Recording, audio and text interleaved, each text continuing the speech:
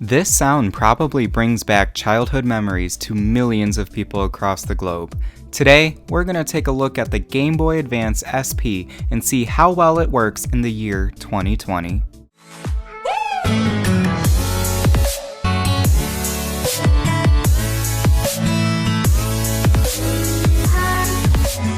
Welcome to the first old hardware video that does not feature an Apple product. I'm Connor, and this is the Game Boy Advance SP, which released all the way back in 2003.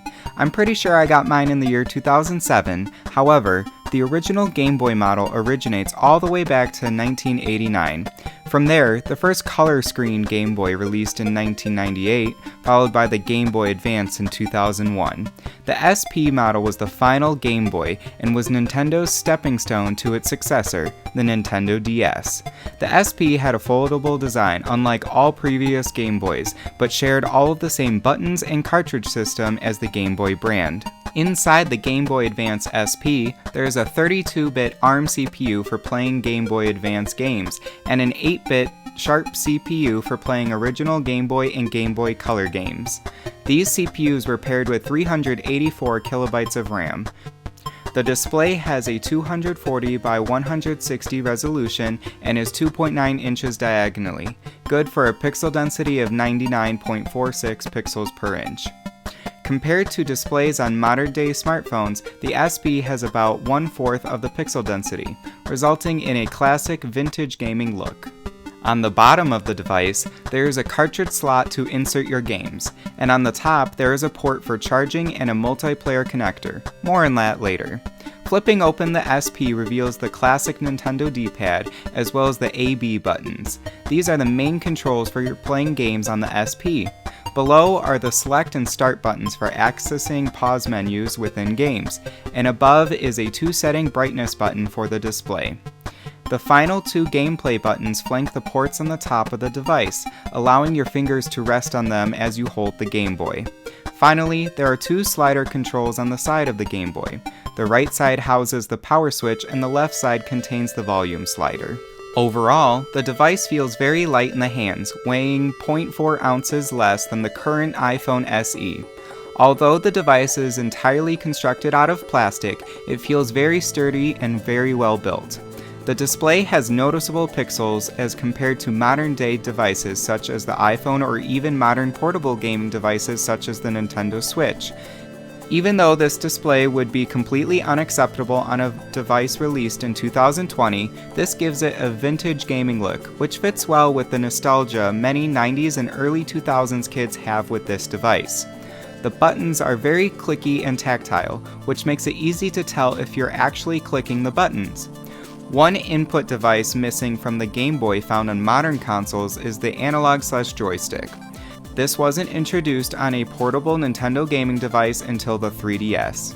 On to the games, and this is what the Game Boy is really known for. While these are the only games that I own, many popular games like the first Pokemon games, Red and Blue, were introduced on the Game Boy. While they were released on the original Game Boy and not the SP, this console truly created one of the most popular game series of all time. Sadly, I only own an obscure game of Pokemon, Mystery Dungeon. I was too young to ever get far enough in the game, but I remember being disappointed as in this game you play as the Pokemon, whereas all of my friends had normal versions where you caught Pokemon. I also have this cartridge that has 4 episodes of SpongeBob on it, albeit in a very, very low resolution.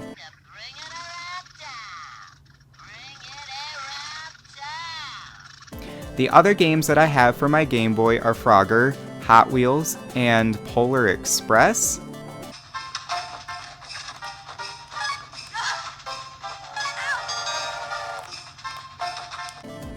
Yeah, I don't really know what that was about. My mom probably got that in this Matchbox game for a low price at a garage sale or something. The game I played the most, however, was LEGO Star Wars 2. I did not make it very far in this game at all, but I do remember really liking it because I had the PlayStation 2 versions as well.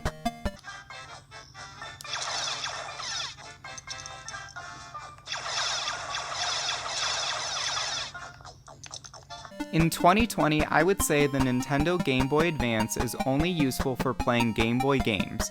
The SP model could play everything from the OG Game Boy and Game Boy Color games, as well as the later Game Boy Advance games. This makes sense, however, because this device did not have Wi-Fi of any sort, so it's not like you could connect online and download new games or use it as a video streaming device.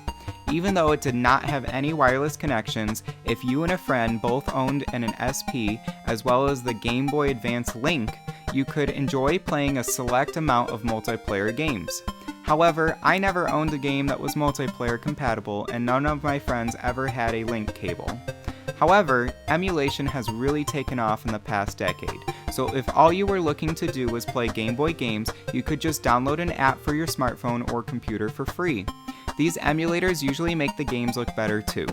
So unless you are looking to play Game Boy games on original hardware, the Game Boy Advance SP has no useful value in 2020 besides being a collector's item. Anyways, that's gonna do it for today's video. If you enjoyed the video, be sure to leave a like and check out some of my other old hardware videos. Also, if you want to see more content like this, hit that subscribe button.